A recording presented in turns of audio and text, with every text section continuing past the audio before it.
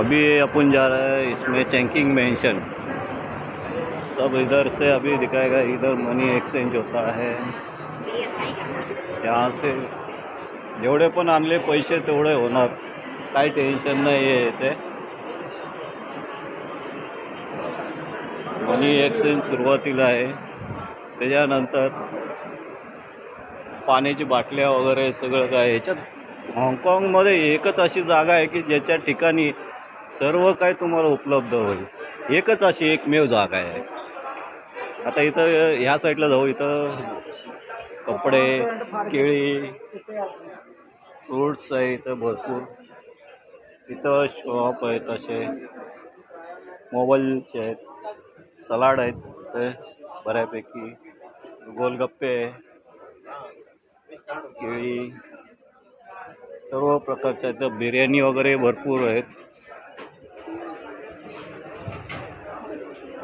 इथं बिर्याणी आहे, समोसा, चपाती, mutton, chicken, सर्व प्रकारचे। आता इथं बिर्याणी एक प्लेट कितने का है क्या बिर्याणी का? 40।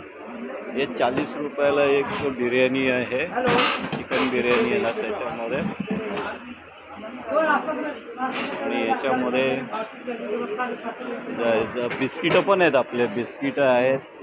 सिम कार्ड घेतल्यानंतर आपण इथं येणार आहोत। चिकन बिर्याणी, हे सगळे अंडे वगैरे आहेत आपले।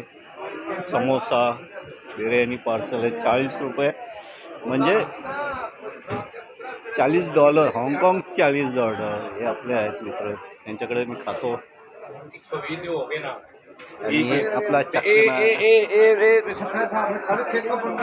फंटा, स्प्राईट सगळं काय आहे इथं। चकण्याचा तर भंडारच लागलेला आहे, काय खाणार ते खायचं।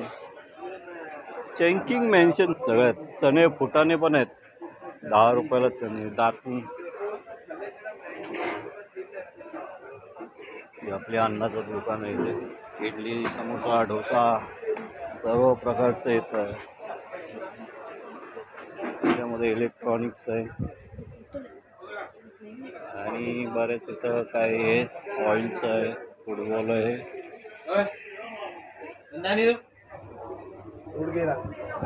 शॉप आहे तिथे। छोटे मोठे व्यवसाय करण्यासाठी पण चांगले आहेत, पण कानून लय स्ट्रिक्ट आहे, म्हणजे जे बोलण्यासारखं आहे ना, काय उपयोग नाही आहे।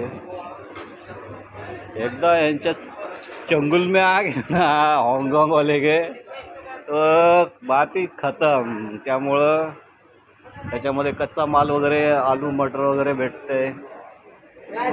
अन्नाचं आहे, इडली, समोसा, डोसा, ब्रेड, स्प्राईट वगैरे आहे इथं। खाय पियाचं सिस्टम लय भारी आहे, पाहिजे इंडियामध्ये जेवढे आहे नाहीत। आता हे बघा, सोनपापडी पण आहे, पापड आहे, बरेच असे लेस आहे, कुरकुरे आहेत, चणे फुटाणे आहे, मूग डाळ आहे, सेव आहे, या साईडला पण आहे। इथं दारूचे बाटल्या बघा, सगळ्यात फेवरेट एम्पायर, सिग्नेचर, रॉयल स्टॅगचे क्वार्टर आहेत, ब्लँडर्स फ्लॅट,